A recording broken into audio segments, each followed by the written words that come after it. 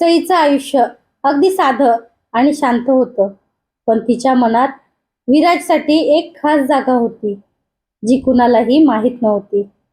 दोघांनी एकत्र भविष्याची खूप स्वप्न पाहिली होती, पण घरच्यांच्या एका निर्णयाने सगळं बदललं.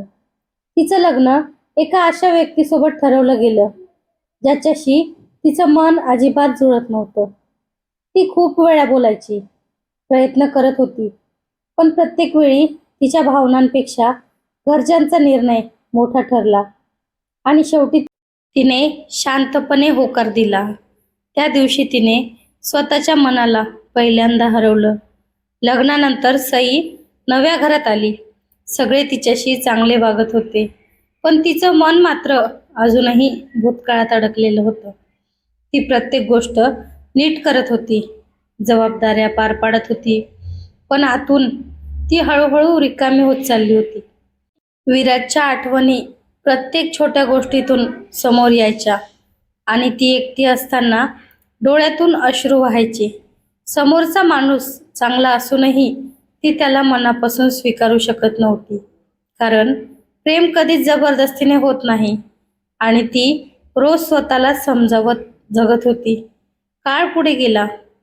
सईने सगळं स्वीकारल्यासारखं केलं, पण तिच्या मनातली ती अपूर्ण कहाणी कधीच संपली नाही. ती आता हसायला शिकली होती, पण आनंद कसा वाटतो हे विसरून गेली होती. ती सगळ्यांसाठी जगत होती, पण स्वतःसाठी नाही. एक दिवस तिला जाणवलं की आयुष्य निभावता निभावता तिने स्वतःलाच हरवलं आहे. आणि जरी सगळं ठीक दिसतं असलं, तरी तिच्या मनात कायम एक रिकामी जागा राहिली, जी कुणीच भरू शकणार नव्हतं. आणि तिचं तिच्या आयुष्याची खरी कहाणी बनली. काळ पुढे सरकत होता. सईने आयुष्याशी जुळवून घेण्याचा प्रयत्न सुरू ठेवला होता, पण मनातलं रिकामेपण काही भरत नव्हतं. एक दिवस अचानक तिची विराजशी भेट झाली. दोघेही काही क्षण एकमेकांकडे पाहतच राहिले. खूप काही बोलायचं होतं, पण शब्दच सापडत नव्हते. त्या भेटीनंतर सईचं मन पुन्हा हललं. तिने खूप दिवसांनी स्वतःला पुन्हा जिवंत असल्यासारखं जाणवलं, पण त्याच वेळी तिला तिच्या वास्तवाची जाणीवही अधिक तीव्र झाली. त्या भेटीनंतर सई खूप बदलली. ती स्वतःशीच प्रश्न विचारू लागली, मी खरंच खुश आहे का? हेच आयुष्य मला हवं होतं का? ती स्वतःच्या भावनांना दाबत जगत होती, पण आता त्या भावना पुन्हा बाहेर येऊ लागल्या. तिने एक दिवस तिच्या नवऱ्याशी शांतपणे बोलायचा प्रयत्न केला. तिच्या मनात काय चाललंय हे सांगण्याचा प्रयत्न केला. तो काही क्षण शांत राहिला, कारण त्यालाही जाणवत होतं की ती कधीच पूर्णपणे त्याची झाली नाही. त्या दोघांमध्ये एक शांत अंतर होतं, जे कुणीच भरू शकत नव्हतं. काही दिवसांनी सईने एक निर्णय घेतला, पळून जाण्याचा नाही, तर स्वतःला शोधण्याचा.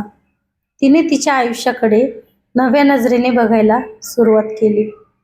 ती हळूहळू स्वतःसाठी जगायला शिकू लागली.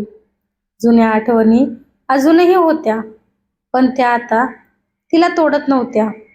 तिने स्वीकारलं की काही कहाण्या पूर्ण होत नाहीत, पण त्याचा अर्थ आयुष्य संपत नाही.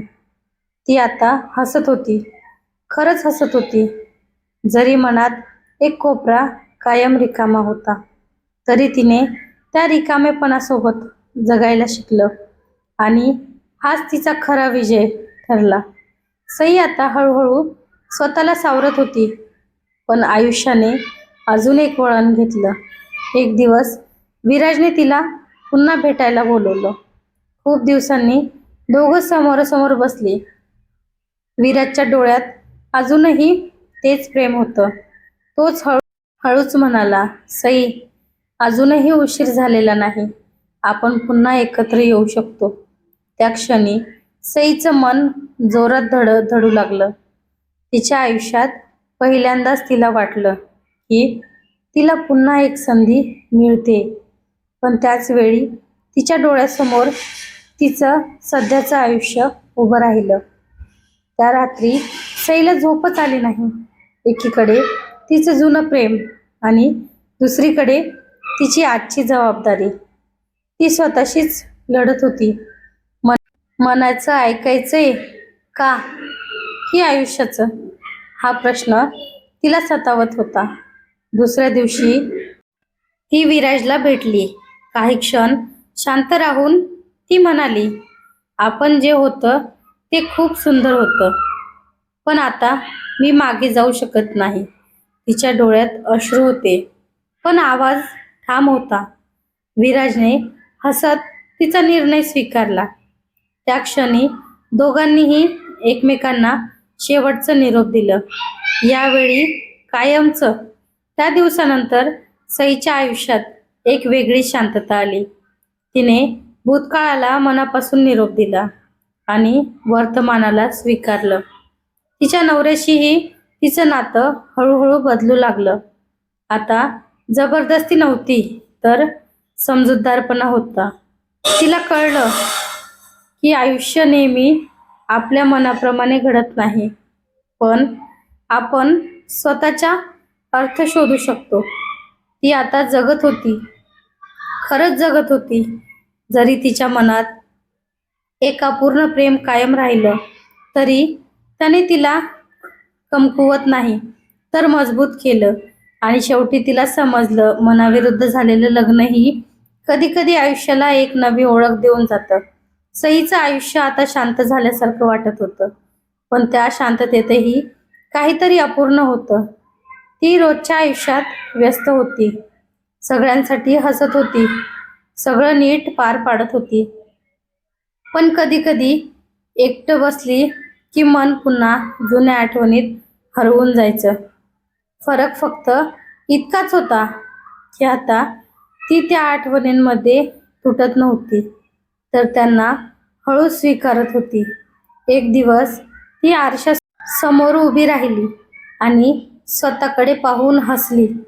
कदाचित पहिल्यांदाच खरंच तिला जाणवलं की ती हरवलेली नाही, फक्त बदलली आहे. तिच्या आयुष्यातलं प्रेम अपूर्ण राहिलं असलं तरी त्या प्रेमाने तिला मजबूत केलं. आणि आता ती दुसऱ्यासाठी नाही, तर स्वतःसाठीही जगायला शिकत होती. कारण शेवटी आयुष्य मनाविरुद्ध सुरू झालं असलं तरी ते स्वतःच्या मनाने जगणं तिच्या हातात होतं. तर कशी वाटली कथा नक्की कमेंट करून सांगा.